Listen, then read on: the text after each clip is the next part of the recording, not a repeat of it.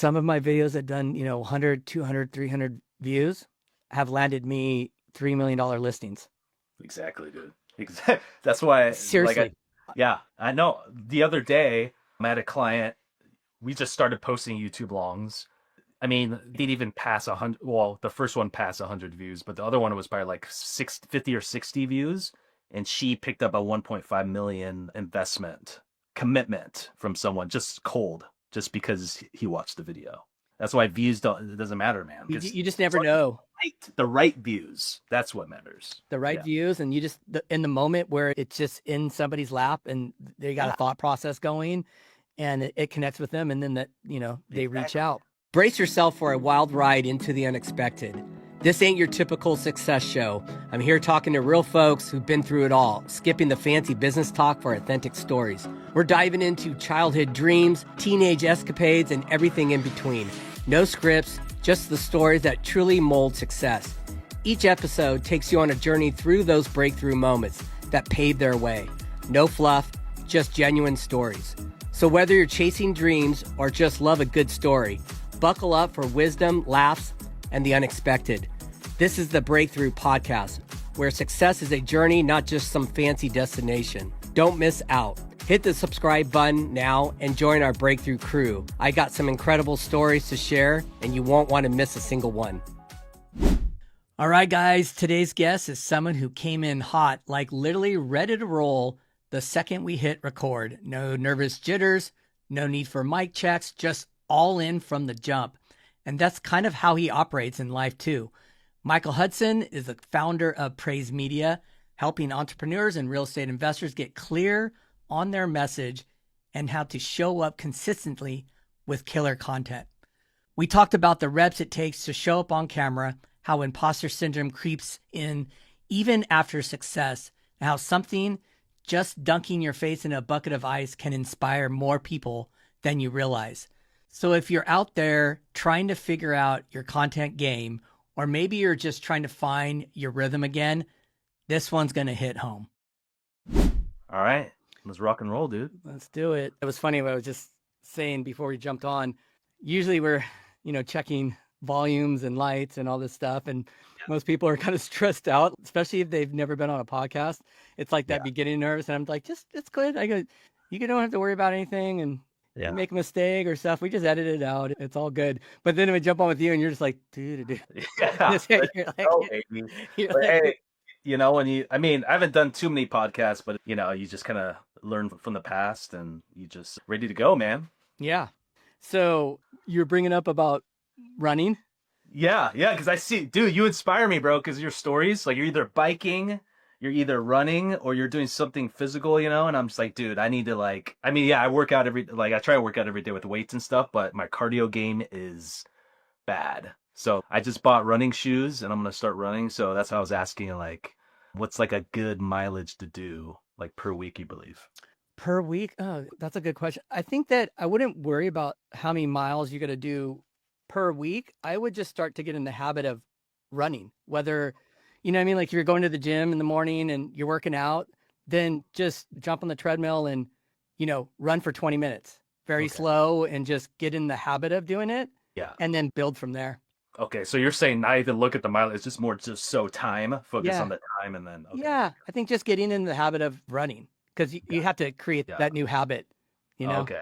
Yeah. Because I did track in high school and stuff, but from high school till now, it's like I don't really run much anymore. So it's kind of like, I just want to get back into it. And one of my resolutions was to sign up for a 10K, which I did. Cool. Although high rocks. So that's going to be later in the year though. So excited for that. What's that? They call it a hybrid endurance. So it's you run 8K total and there's 8 stations. So you start out with a 1K, you do ski erg, then you run another 1K, and then you do farmer's carries.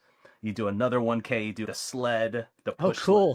Sled. So it's 1K between 8 stations, and it's just, it's a pretty new sport, but it's starting to get really popular. I'll send you a link and stuff, but my friend and I are going to do it in December. So. And so how are you training for that? I haven't started training yet, dude. You want to suffer. I know. Dude, because it's what, like 8 or 9 months away. So they're saying like as long as you start building a base like 5 months, like month one is like from 5 months away from the race, you should be good. So, but I want to start building the running habit now because I know that's like a big part of the race. So I want to start building that base, like getting the habit of like at least running long distance. Yeah. So Here's what I've learned. So the way that running kind of came into my life was, I've been a cyclist. I've raced, mountain bikes all around the world in long races. But with that comes long time in the saddle, a lot of training. I mean, hours, like 15 hours a week, on the bike. And, then I started kind of getting a little bit more, once I got into shooting content and media and this whole thing, I started taking this more serious and said, okay, I need to cut back. I've been there and done that and trained and done all this. I need something I can work out that's really quick, where I can just go out my front door, not really think too much about it, not all this pricks for cycling.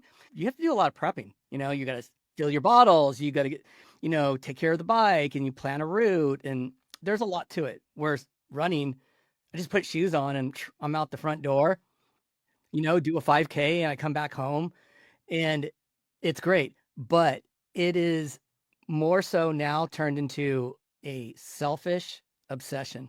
I don't care about the cardio part of it. I care about how it makes my brain feel. It's a drug. oh yeah, yeah, It's a drug. yeah, I have the same feeling. Yeah, just doing like weightlifting and stuff, and yeah, it's just kind of Yes, like escape almost, and it's just yeah, it's huge dopamine. it is. And it's kind of what I need to get the day going. Oh yeah, And if I don't, I get in a real shitty mood. Like oh dude, I go dark. It's kind of crazy. And it's almost, oh, damn, I'm addicted to this now. And I've been addicted to everything. So oh yeah, yeah, you get like a little irritable and stuff, and you're just like, dude, I need my fix, man. I do. Yeah. I just get me out there. And it's funny. So today's Wednesday. I don't do the podcast on Wednesday. I do it on Tuesdays. Well, Right, you yeah. couldn't do Tuesday, so we booked on a Wednesday. So I'm out there on a run. I'm like 3 miles in, and my phone goes, "Oh, you got a podcast in an hour with Michael." Oh, bro, dude, don't get mad, dude. I don't want you turning the Hulk on me on the show. So I'm like, "Oh shit!" I'm like turning around. I'm running home, and I'm like, Yeah. I'm running faster to get home. Like, eat real quick, take a shower, and I made it here in Oh, 10 minutes dude, before. bro. Yeah, I know we're both busy guys, so had to kind of reschedule, but All good. yeah, So, happy. I was thinking about our podcast because you're not my typical guest. Sure. But what I was thinking, that I think you're a big benefit to people that actually listen to the podcast, that are trying to be entrepreneurs or get into real estate investing, whatever the case may be, Yeah.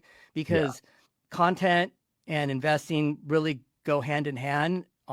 on, just how to educate the public Yeah. on the real life things you're going through within your business, right? And I think that's where you come right in. So I think it's a good episode to kind of focus on what you do for your clientele, and Oh like, yeah. well, what are the benefits of it too, to shooting Yeah. content for any business? Oh, huge. Yeah, it's a must now. Like, I know probably 20, 30 years ago is more so like, oh, you need to have a nice business card or like a nice website.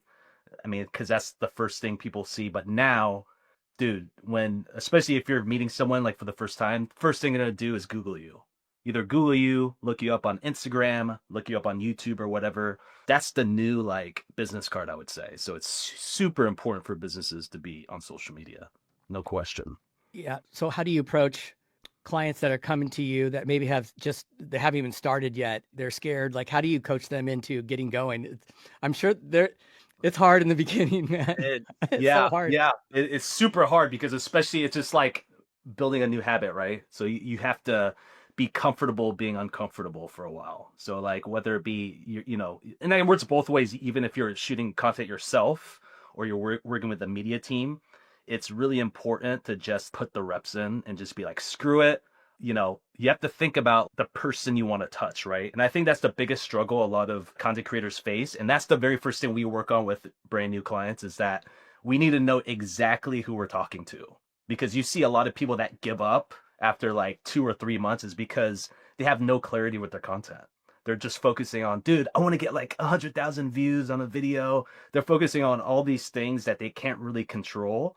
And I think the biggest thing that you can control is the type of content you're creating for that specific person you want to touch. So we put in like a lot of research and work into like defining that person.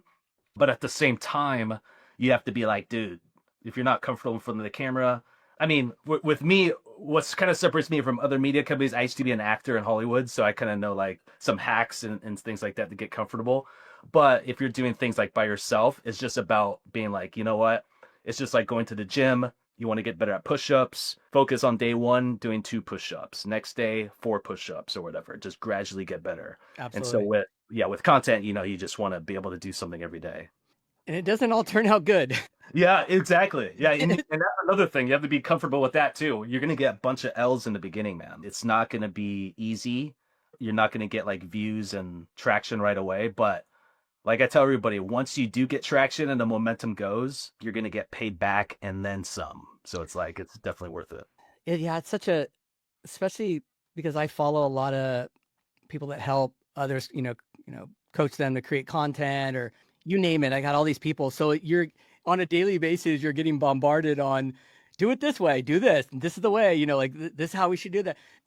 Just a few years ago, it was more business heavy, less of your personal, right? Yeah, absolutely. I had a webinar with Neil and Gary V beginning of the year.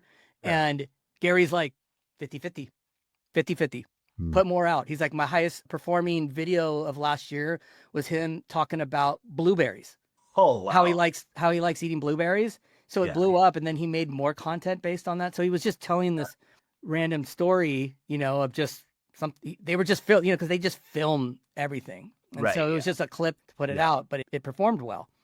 Right. But it also is more of a connection point. I think the more you share what you do on a daily basis and what you're into, you have more connection points. Yeah. Then it turns out that it's not really about, can I hire you for a real estate transaction or become an investor? Or it's, oh no, he's into this kind of music or he's into this, you know what I mean? And then you resonate with that person on that level. Yeah, Exactly. I mean, I could even speak personally, like for me, like just watching your stories, like the music that you choose. Like I just love the music that you choose, like on all your clips and stuff. And that's why I messaged you. I'm like, dude, what song is that? What song is that? It's like, yeah, you're totally right about like just finding the commonalities with people and just sharing that. So yeah, totally get it, man. And it also, God, it's such a really cool thing. Content and like just social media, but then it's such a toxic thing at the same time. It's so bad right now, and I have to look. It's funny. I was going through this moment. I'm like, oh, I don't want to have having this like anxiety over bad comments. And then, you know what I mean? But then I see all these people that have huge followings and they put out a ton of content and it's a lot of content that maybe it's going to rub some people the wrong way. And they're okay with that. Yeah. And they're okay with that engagement because at least it's putting out there. You have to get past that point too, where it's like, you might get a bad comment, but look, trolls have other problems in itself. In itself, they have more problems than you do in a lot of ways. And it's just their way to kind of channel things throughout because, they can hide behind the comment. Most of them are private accounts. Yeah, exactly. Yeah. That's the way I see it too. Is like I feel like whenever you get like a hate comment, it's more about them than you. Because as long as you're comfortable with knowing what your mission is and what you represent, I mean, bad comments should just roll off of you like it's nothing, right? Because I mean, there's people that just I don't know if they get turned on by it, but they just love seeing people just like get mad and angry and stuff like that. So it's like you just have people out there that just are not happy with themselves, which is why they're putting those comments out. Yeah, and I started noticing, I used to really like Twitter or X, Twitter back in the days. I was a little bit, on threads, but it felt like everything started becoming the same layout from people, like how they put out, some type of piece of content. It's like a setup it's like a rage bait setup of something. It's like, it never felt very organic. And it's almost like everybody followed the lead on how they put it out too. It's like, God, this doesn't make sense. This is not even good. And it was interesting. I went through it with myself. Let's just say running. Like, I don't want to put out a video in the morning running and have to always throw like some type of inspirational thing because at the end of the day, that's not being very true to the whole scenario. So then I started thinking, I'm like, well, what did I really think about during that run? What was that one little thing that I thought about, that's very random? So I started posting that just with a black screen with white writing and just put it on there. Mhm. And that's what got the engagement, was that. Because they're looking at it and they're like, oh shit, he's thinking about those things, and then it's being really true. And it's like, and it goes to the audience that is either going to resonate with them, they're going to respond back in a DM and stories. Then you got that real true connection instead of like, let me jump in here and try to, be like the rest, which is, you want to kind of follow trends, but you kind of also want to be your own person too, which is kind of a hard balance, right? Yeah, it is. And it's super tempting to, especially when you see like high performing videos, you're like, oh dude, I want to get that same like Yeah. result, right? But yeah, again, it just comes down to, okay, is this video going to serve that person who I'm trying to connect with, right? And so, yeah, having that balance is definitely key for sure. What are the problems you have? Because you shoot a lot of content. What do you go through on a weekly basis that's, hard for you to kind of, press through? Yeah, I mean, right now, I would say like I'm pretty crystal clear on who I'm like trying to touch with the content. I think for me, I would say like issues right now is it's more so like psychological. I think in entrepreneurship, like imposter syndrome is pretty real. And there's times where I'm just like, dude, like, who am I to put out this video, right? Yeah. But it's like, again, I gotta remind myself and be like, dude, people are gonna connect with different people, right? Like me and like 30 other people that do the same exact thing, we may connect with 30 different people because of just the way we present ourselves, the way we speak, the way we present information, things like that. And so the idea of like, oh man, social media is saturated, or like real estate investing saturated, I don't believe in that, because there are billions of people or even millions of people that join or like start joining social media platforms every single day, and they're going to gravitate towards people that they vibe with the most. So Yeah. I mean, that's kind of like my struggle right now is more like psychological. It's just reminding myself like, dude, you're different. There's no one like you. You're different. Just keep going. So that's kind of like mine. Then you get like a DM or some kind of message on the side, and it's somebody like, thanking you for something. You're like, okay, I'm on the right page, right? Yeah, exactly. Yeah. That happened just like a couple of weeks ago. Like, it's kind of weird. Well, I added to my morning routine, like putting my ice or my face in a bucket of ice or I whatever. saw that. It's been doing that every day. I just posted, it's like 10 seconds or whatever on my stories. And it's crazy how many like DMs I get from people being like, dude, I'm going to do that too. Oh man, I started doing it and it's like, it helps with my day. So it's like, even small things like that is pretty cool. So that goes back to the little connection point. yeah, exactly. You know what I mean? Like that hits it right there. Yeah, I think I'm struggling with that part of my business right now, is because when I started shooting content, it was more because I got inspired and I hated doing the traditional real estate marketing back when, before like video was what it is today. I just hated doing just sold and, just listed and, and just like, oh, I sold it. It was so stupid. I just hated it. It so drove me crazy. And then once I knew like video, I'm like, oh, I can do a just sold, but I can do a backstory on what went on during the transaction.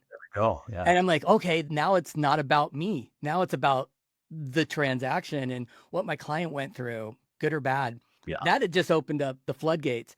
But then the investing side started kicking up in full gear. And then it was this battle of, because, they say this, it's like, who are you talking to? Mhm. Are you talking to a buyers and sellers in your local area? Or are you talking to the first time investor that's getting inspired by what you're doing on your projects out of state? Right. And so I'm really at that moment of going, what am I really doing here? I did hire a branding expert to help me. And he actually made a suggestion of starting a whole nother Instagram account just on just straight investing, like this is it, hyper niched into one little thing. And then I would ask him, okay, I understand that. So let's just say it's, how to buy your first investment property out of state. Okay, great. Do I just stay right there in that lane? And I have a hard time just staying in one lane too. Yeah. Oh yeah. You That's my biggest problem is like, I get bored and I shouldn't, you know what I mean? Because you should approach it all as it's a creative project in itself. Even if you're doing the same thing over and over, you got to figure out ways. Anyways, I'm like, well, what if I'm not doing as many single family homes now. Now I'm developing out in, Seattle. Do I get to talk about that still? You know what I mean? And he's like, well, you got to cut it. And you know what's a problem when somebody can't even answer that too. Yeah, yeah, exactly. He's a branding expert. Yeah, yeah, Um, yeah. so it's kind of put me in this weird thing. And you know, at the end of the day, I just go, screw it. I'm going to just keep doing what I'm doing. Yep. I don't think too much about it except for, staying on and trying to do my best and working on, being more on YouTube and doing more of this and doing more of that and get into coaching because I'm coaching, like, and try to focus. But then it's media, dude. You can end up turning something into 5 different career paths from media, right? Yeah, So right. you know that you help entrepreneurs or real estate investors shoot content, so that they can put on all the platforms and, grow their audience and be top of mind. Let's just say that, right? But you'd also could be a coach to somebody trying to start a media company. Yeah, exactly. Right? Yeah. You could put that onto Upwork, and that could be another. You could be just an editor, just an editor with a team of editors. You could be on, you know what I mean? Like there's a million different things that go on. Oh, it's huge. Yeah. So, and that could be a problem because you do hear this a lot, that do one thing and do one thing really great. Yeah, that's true.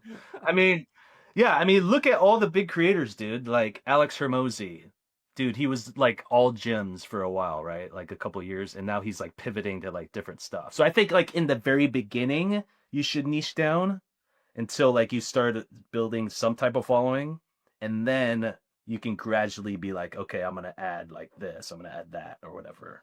That's a path. Because I mean, if you look at, you look at Joe Rogan too.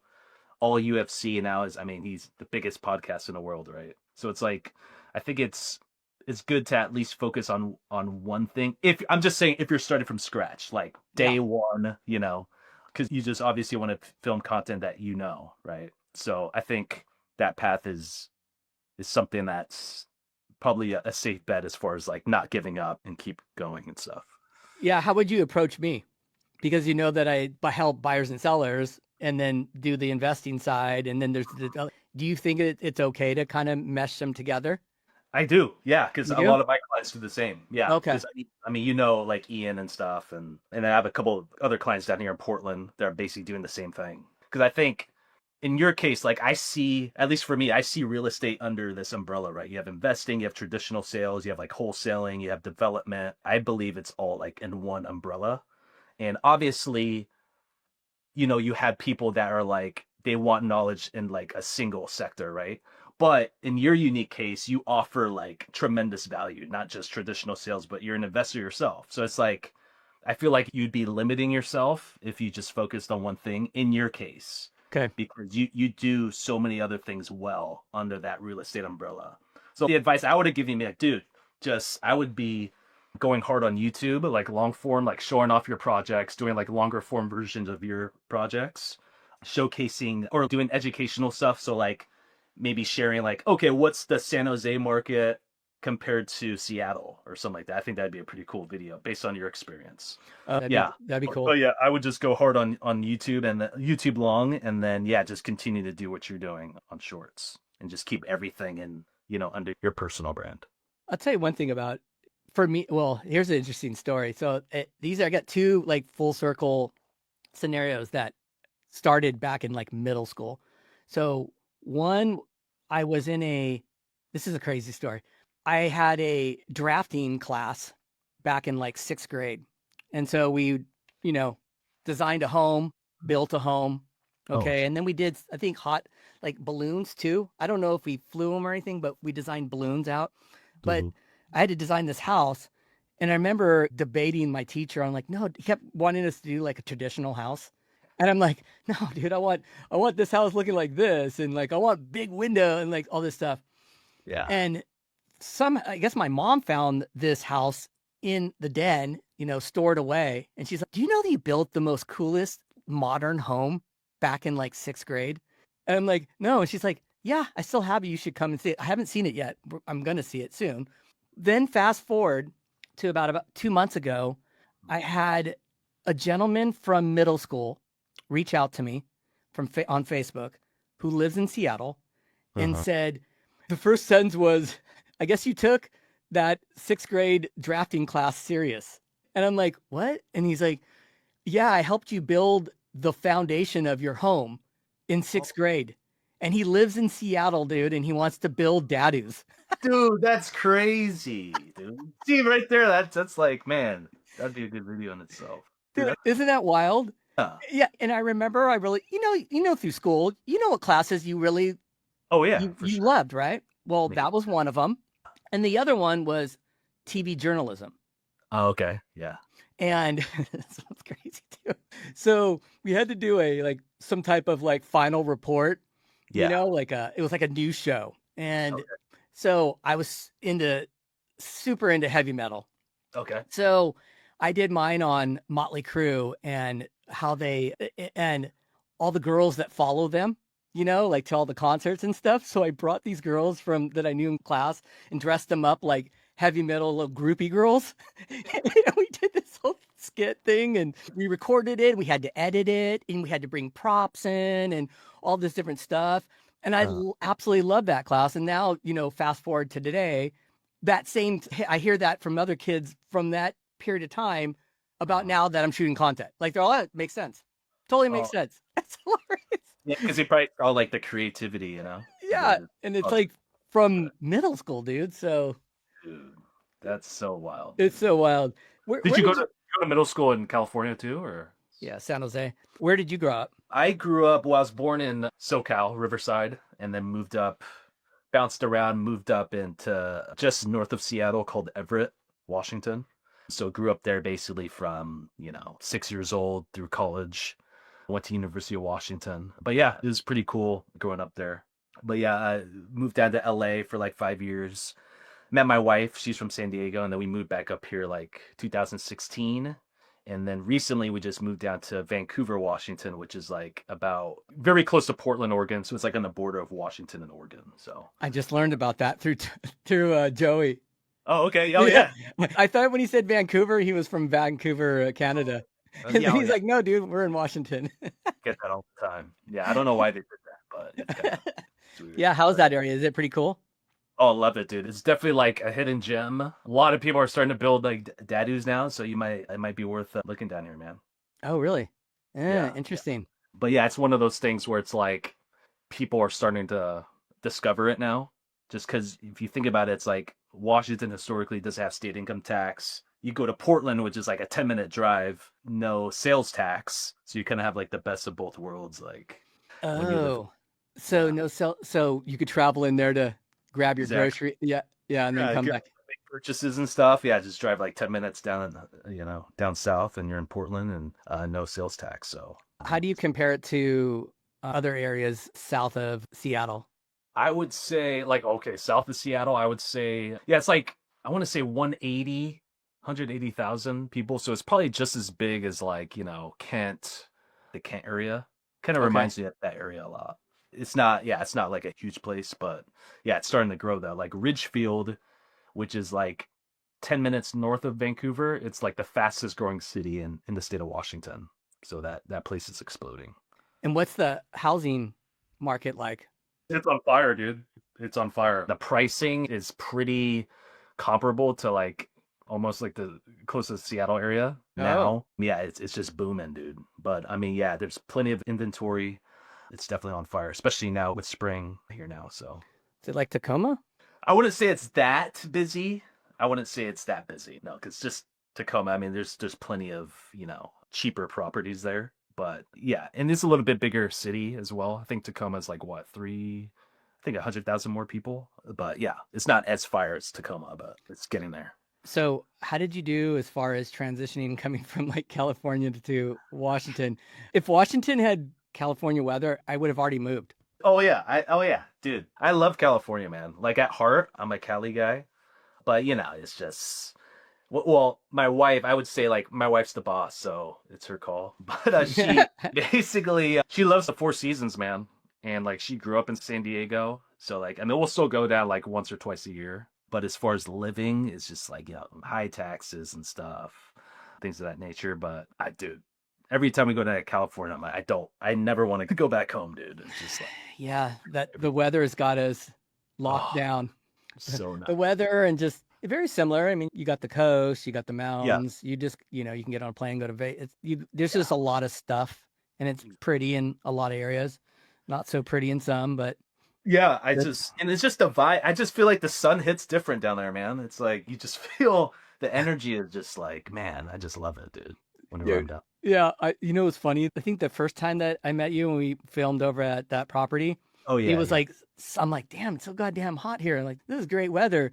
And then the last time we are out there, it was like so cold, and I was trying to shoot content, and I could see my breath, like the steam Oh coming yeah, off it, and I'm like, I don't seem like I'm recording good. I'm like, no, I'm cold. I don't even want to shoot. yeah, yeah. Dude, it's like totally different here. Like from November to, February is just like a whole other beast, dude. The weather Yeah, sucks. that would be hard. That would be really hard for me. I'm a baby. Heck, I'll look outside and see dark clouds. I'm like, ugh, Yeah. such a baby. Yeah, it changes your mood and stuff too, and yeah, it's hard to like kind of snap out of it and get to work and stuff. But Yeah. yeah. Yeah. So let's walk through a client coming to you, what that looks like, and how do you get them from point A to B? I'm curious about that. Let's go with somebody who's brand new. Yeah, someone's brand new. Yeah, so yeah, there's a lot of research and that goes into place. So we basically asked them some onboarding questions about them, what they want to accomplish, about their business, and then from there we'll build them like a personalized content machine.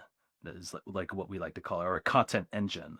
And so what we do is we kind of do a mixture of like old school research and like AI, and we come up with like we help them develop their ideal video viewer. So we basically be like, hey, this is the exact person that we're going to revolve the content around, that who you're going to talk to with your content. And then from there, we basically set up kind of like our blueprint of the type of content that we're going to create. So basically do ideation. So we come up with the specific niche content. I would say 90% is that. And the rest of the 10% is more like Q&As, more like, I would say, content that has more of a personal touch. So we kind of develop those. We have a central hub for those that they can access. And then we set up our film shoots. So either be myself, I have 5 other videographers on my team. So it's either myself or one of us go out, we film the content. And it's not one of those things where we show up and just press record. We actually like talk them through each topic, and we guide them and direct them just to make them feel as comfortable as possible. And then once we get that film, we send it over to our editing team, who basically splices it together, whether it be short form or long form. And then from there, we start branching them out, disseminating the content. So we focus mainly on Instagram and YouTube. And so we basically optimize the video content to post on those platforms.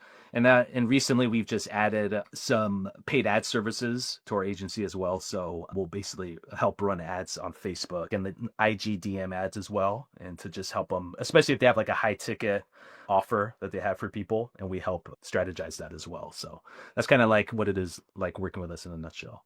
And how do you get the beginner, comfortable to shoot? What are you saying to them? Yeah, so it's like it really depends on the person. Everybody's different. So it's like what I noticed that's funny is like the more extroverted someone is off camera, the more introverted they are in front of the camera, or more uncomfortable they are in front of the camera. And then it's a reverse. So someone who's shy is like really good in front of the camera. Yeah, so we kind of just gauge. There's some people that we have to talk like the first 10 minutes just about life, just random, just chopping it up for like 10, 15 minutes just to get them comfortable that way. There's other people where it's like we literally have to like go for a walk outside, or like do some breathing exercises, get ready to go. Like that's me. Like before I shoot content, I always go for a walk, or I just like do some breathing stuff just to get like ready to go. And there's other people where it's like they need like the exact script, and we have a teleprompter where we put it into the lens and then have them read it. That's the only way they're going to be comfortable, and that's totally fine too. And so we can set it up that way. So yeah, it really just depends on the person, but my personal experience is that the more prepared you are, the more comfortable you're going to be. What we try to do is we send like the topics and outlines at least like a week before our shoot date. And so you could tell real quick if when someone shows up, if they're prepared or not. So more times than not, they are prepared. But yeah, I find that the more prepared you are leading up to the shoot, the more comfortable you're going to be. Yeah, that is a good point. I noticed the times that I've rushed when I have my videographer showing up and we're getting going. And I just flop in the very beginning. I'm like, okay, let's just get in the car and drive to the job site, and then we'll shoot some content. Let me get a rhythm going. And yeah, Exactly. I have a hard Yeah. time that scripts are been so hard for me to pull off, honestly. I just really? have such a hard time following one. Do you kind of just come up with the topics and you just kind of just go, okay, just run the camera, I'll just talk through it, or do you Yes. have bullet points? Okay. Yeah. And I don't know if that's probably not the best way to do it. And I don't try to always figure out. I think because I've done videos where I like, okay, I'm going to put this hook in here. I know this topic and this is how I want the caption to come across right in the beginning. And I know it's going to get them. And it does. And then I go, I'm just playing a game to try to get people to watch but then I talk to the team and I go, if we didn't put, I got scammed as the first line there on the video wouldn't have done anything. You know what I mean? Because we scroll just so fast through things these days. And Right. I know I have to get better at doing that and just being a little bit more like aggressive on, trying to hook them in the first 3 seconds For on sure. stuff. But yeah, then it just flips into what I see others do, and I don't want to do that because I don't want to follow, everybody else's content. We've talked about this, Yeah. there's a balance there, Right. Yeah. Exactly. Yeah. But some of it gets you inspired too, and you want to do it. Exactly. But, at the end of the day, I don't know if you go through this with your clients. Some of my videos have done, 100, 200, 300 views have landed me $3 million listings. Exactly, dude. That's why. Seriously. I know. The other day, I had a client. We just started posting YouTube longs. I mean, they'd even pass 100. Well, the first one passed 100 views, but the other one was probably like 50 or 60 views. And she picked up a 1.5 million investment commitment from someone just cold, just because he watched the video. That's why views it doesn't matter, man. You just never know. The right views. That's what matters. The right views, and you just in the moment where it's just in somebody's lap and they got a thought process going and it connects with them, and then they reach out. Exactly.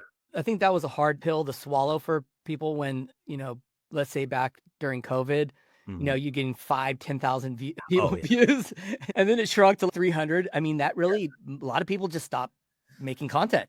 They're just like, screw this. Why am I putting the money into this? It's not paying off. And I'm like, well, am I really putting videos out for views? Yeah, exactly. Or is it just, social proof, top of mind? Here's what I'm doing. Because at the end of the day, I think that it's some of the most random things that I've actually recorded resonate the most in different ways. You know what I mean? Just like it could be the most, like I was running a job site and all the subcontractors, would be calling me all the time on things like, what's this? What's the elevation there? What's the paint? We have on this list on WhatsApp. And I'm like, all right. So I talked to my designer. I go, let's put something at the property for these people. Let's just put a QR code, link it back so they just go take it with their phone. And then we recorded that, and it was like so many people. So I'm like, God, that's such a great idea. You've made my life so much easy just by telling me about this one little thing. And that's the beauty about social media is when you can learn from like a 1-minute video waiting in line at Target. You learn something, you're on with your day, and it's like especially real estate. Like, dude, I've learned so much on Instagram, and dude, Ian, Thatch, all these guys. I say this all the time, and I had to stop this year. I told myself I'm not going to be the dude in Thatch's comment section, like advocating for him anymore, because I just got tired of these people with their stupid comments on shit they don't know. They just don't know. And they comment on a 1-minute video that he's putting out. And you're like, do you realize that if you followed Thatch for 2 years, you're going to know more about real estate than a lot of people out there? And you'd be able to execute, pretty much point A to B, because he tells everything he goes through. Everything. Yeah. He's super transparent. That's what I love about super transparent. I mean, he doesn't have any other reason not to be. You know what I mean? I don't care if you put, videos out of your cars. You deserve your cars. Yeah. You deserve your cars. You know what I mean? Because it's funny, because you could be the complete opposite and be the guru that doesn't really have any real estate, but that rented the Lamborghini and then made out there and made the content, and you paid for his course. Instead, you can get the guy who actually put in all the work, came from nothing, and built this whole business out, gives a bunch of the content for free, but you could join his group and get even another level. Yeah. What are you talking about? Like, you're missing the opportunities. Yeah, exactly. I don't know. So that's my rant on that. I'm not talking about that anymore.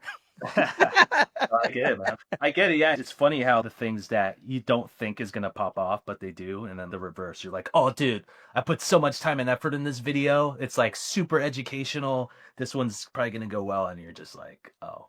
But yeah, I mean, you never know who's watching, right? I mean, opportunities are endless, and that's the beauty of social media too, is that you're basically replicating yourself, and like every video that you're posting is like a seed.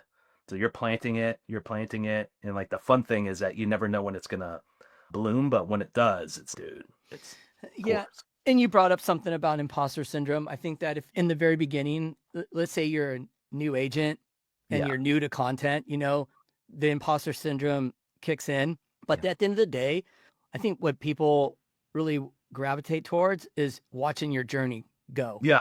And just what you go through, the good, the bad, the ugly. And that goes within, whatever in any business. If you can kind of document that in a way that shows a lot of transparency and, openness to things, I feel like I gravitate a lot towards those people. I think when I see things too perfect, I question it. I get that. Yeah, definitely. I'd rather say, oh shit, things are going wrong here, folks. I'm getting ready to do one right now you're going to see it on Instagram. Yeah. I have a property we put on the market and put a lot of time into it. Yeah. And the market is, there's no warning when there's a shift. But I think that, what was going on with the stock market and tech stocks, especially when they drop, it pulls back buyers because a lot of the buyers here in Silicon Valley, and same with Seattle, they buy their houses with their stock. And once that shifts down and people are losing money, they're like, I'm going to pull off. I think I'll hold off. And anyways, I'm going through it right now in this market. And, I put a house on the market that's pretty much a no-brainer pricing, and it's like crickets. Oh, wow. And I'm like, okay, well, I got to keep that story going. Yeah. Because that's the story. So I got to say, hey, Cambrian is not doing as good. I'm just going to lay it out there. And it could go to the point where it's like, hey, I have to take it off the market and I got to rent it out, or we're going to try it another time, because it is what it is. Can't hold that back. They've already heard the beginning of the story, which some people probably would. Like, oh, I don't want to tell that part because it would make me look less than, or I failed, or whatever. But dude, it's business. Nothing's perfect. Oh yeah, never. Ever. Is that deal a fix and flip? So no, so it's my client's house. She owns it. Okay. It was a fixer, and she wanted a certain price point out of it, which we wouldn't have achieved without doing a rehab on it. Because I have that background, I was able to go, hey, look, I'm going to get you private money. We're going to go in here and we're going to rehab it. This will increase the value. You'll probably make an extra couple $100,000 on it just for doing this. And back when we started it, the market was a certain way and the comps were a certain way. Yeah. And then that shifted. It literally started shifting 3 weeks before we went to the market. And I knew the minute the stock market did its thing, and this tariffs and all the things that were kind of coming out, and you just know when things are. That's why I keep asking Ian, because we're putting 1/17th on the market soon, and I'm asking him, like, what's going on, dude? We're in this position up there too. And he's like, I don't feel that yet. I just want that transparency to be there so that people can understand what I'm going through. I try my best to do that, mostly on stories. Oh yeah, I noticed that on yours. Yeah, I see your stories every day. Yeah, that's great. Because I think, again, you never know who's watching. You never know whose lives you're touching. And it's like, dude, that one story may help them not make that mistake, or like not mistake, but like, not go through that same issue. Or have that awareness. It's totally true. And I feel like stories is like your little group of, especially the ones that have followed you from the beginning. Right. I feel like I'm really, really, really talking to them. It's made for them. Like I put more effort in stories than I do on my videos. Yeah, that's a great point you made, is that, stories is specifically made for your followers. It's just to help nurture those relationships you have. Yeah. So it's definitely more intimate. Yeah. Yeah. And you can have a little bit more freedom there. Yeah, I agree. So you brought up a point that's kind of crazy. So you brought the music part, right? Well, okay. So in the beginning, when I first started doing stories, when stories became a thing, right? When they first came out, I got the video, I'm going to put it out. I'm like, what kind of music am I going to put on this? I love music, and I'm, used to DJ. And so I'm electronic, but I was afraid to put like house music and techno and those and progressive house music to the videos. Like I thought I was going to, turn off, but I'm like, well, dude, if I put out some commercial track, Michael, you would probably second guess why I did that. You would go, Stephen did not put that song. Somebody else did that for Stephen because that's not him. You know what I mean? I follow other people and like they have their music kind of selection too, right? And then it was okay to kind of lean into that. But then it was like, oh, then you find out there's a lot of people out there that like dance music. There's a lot of people that go to Burning Man. And then they're like, dude, I downloaded some of your songs so that I can put them in my videos. I was like, okay. I saved like a lot of the songs I see, man. I'm just like, oh, dude, this is sick. So it's like, and that's what's really cool because that's the connection. That's the glue to it all. Yeah.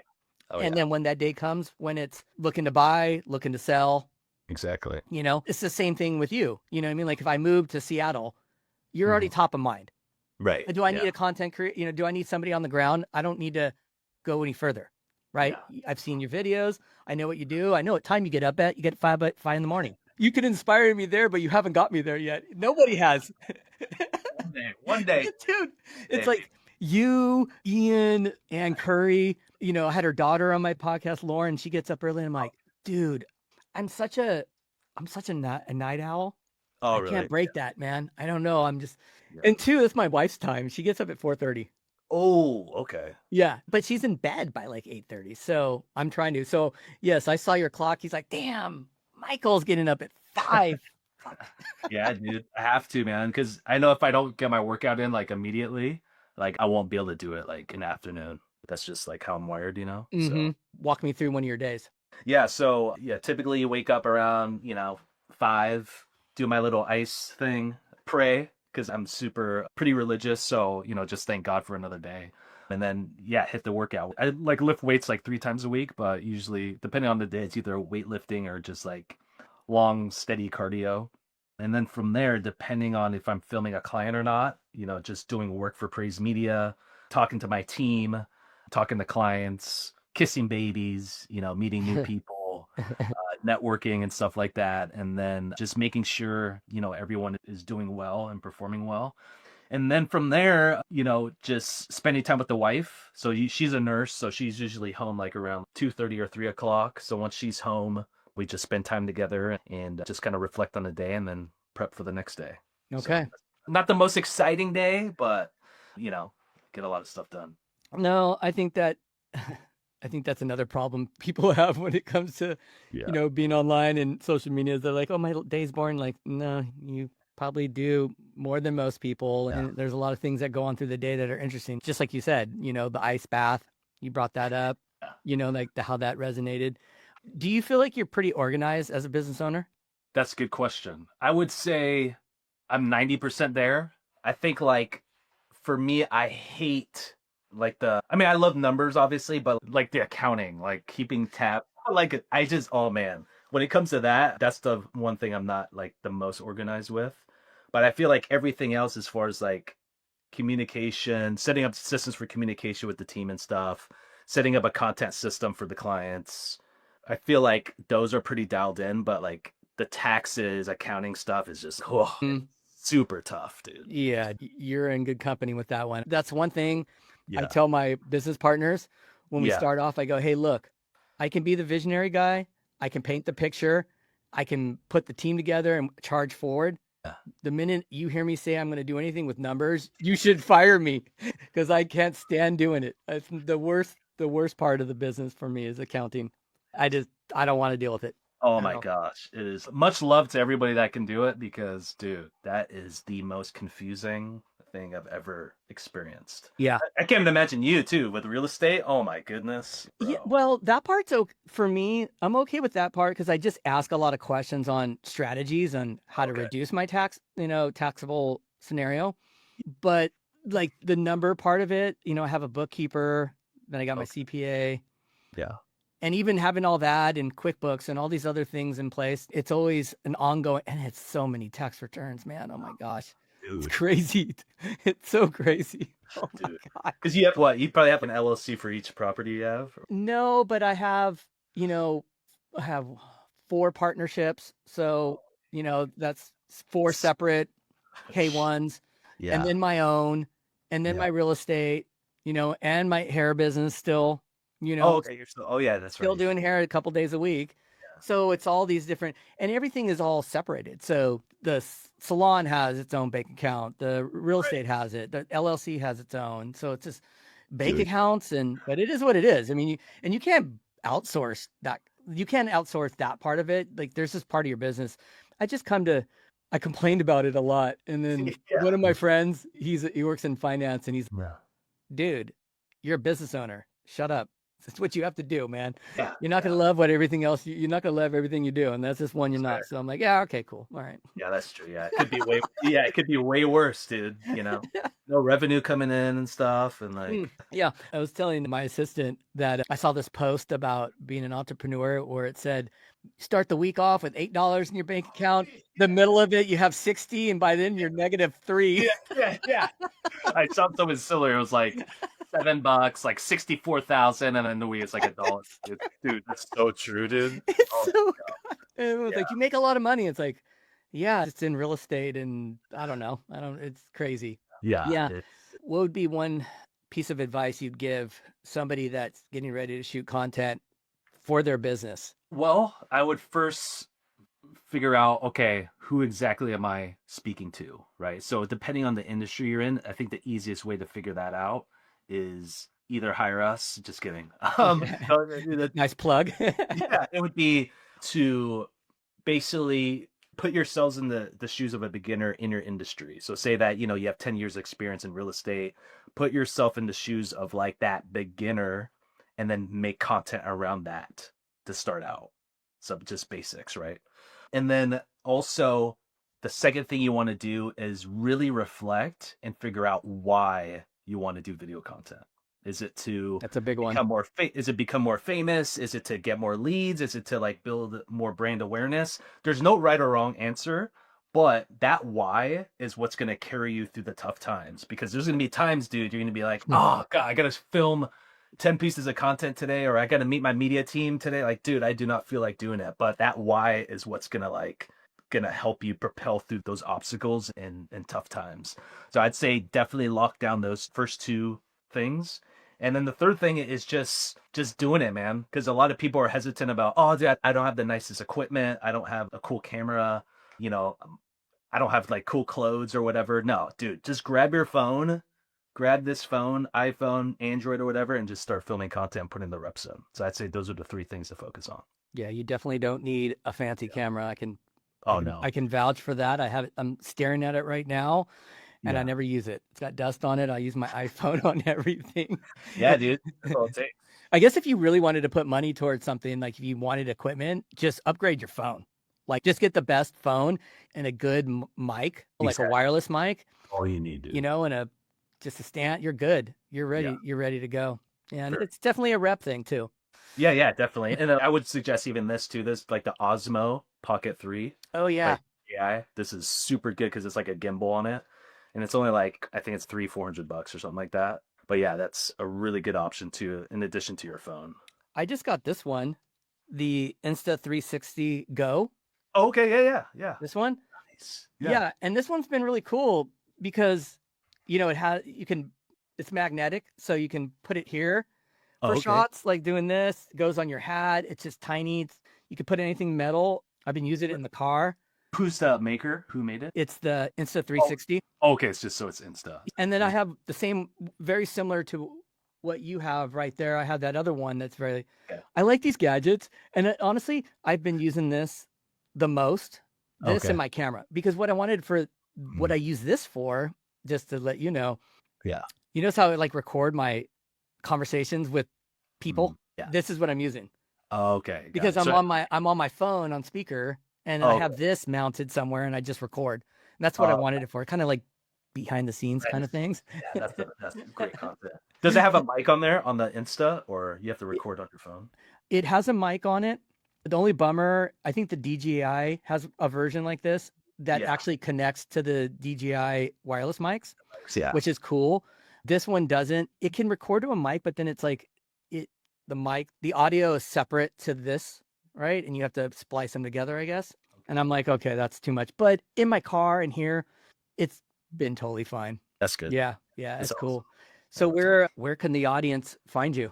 Well, you can find me. I'm mainly active on Instagram and YouTube. So you can just type in official Michael Hudson.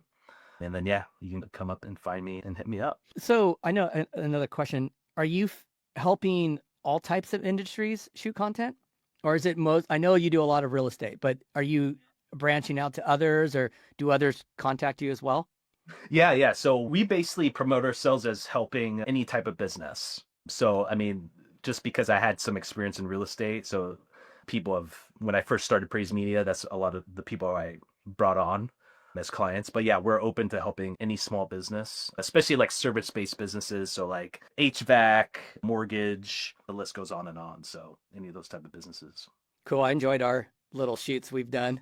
Yeah, dude, it was fun, man. Yeah, that was great. You're a pro, man. You're like super easy to work with, man, because it's like didn't even really need to like give you much direction. It was more just like following you around because it was more like behind the scenes stuff. But yeah, you're super easy to work with, man. Ian was great too. It's like I started turning it into an interview for him. Oh yeah. That was good. That was a good interview too. And then like, yeah, with Ian, it's just like you just gotta like make him laugh and stuff, which you did, and then he'll be like way comfortable. And yeah, so like, I know, and it totally threw him off sometimes when I'd say something to him. He's like, oh yeah, what the hell is he saying? yeah, it's so fun. Cool, man. Hopefully, I'll see you the next time I come up to Seattle, which is probably sometime next month. I definitely wanted to get you to help me on this other property that we just picked up that we're kind of midway through. Yeah, but it was too damn cold, and I didn't want to waste your expertise. Oh yeah, I get it, dude. Yeah, it's tough. It's brutal. To the cold. But yeah, man, hit me up, dude. I'd love to see you again. And whenever I'm in your area, I'll be sure to reach out to you as well. Yeah, absolutely. Keep rocking it, dude, and get out there and get your cardio on. I want to see videos. You put it out there to me, so now it's time. I guess you could try to hold me accountable for the 5 a.m. I think I'll try for 6 and baby step it. Yeah, do like a couple weeks 6 a.m. and then boost it up to like 5:45, and then totally get that. Yeah, everybody's got something to strive for. Oh yeah. Right on, buddy. I appreciate it. You have a good day. All right, man. I'll talk to you later. Thank you for tuning into our show, where we hope you found inspiration and gained valuable insights. If you enjoyed this conversation and want to stay updated on our latest episodes, be sure to subscribe to our podcast and share it with others who might benefit from it. We appreciate your support and look forward to bringing you more candid conversations and breakthrough moments in the future. Until next time, take care and keep exploring new ideas and strategies.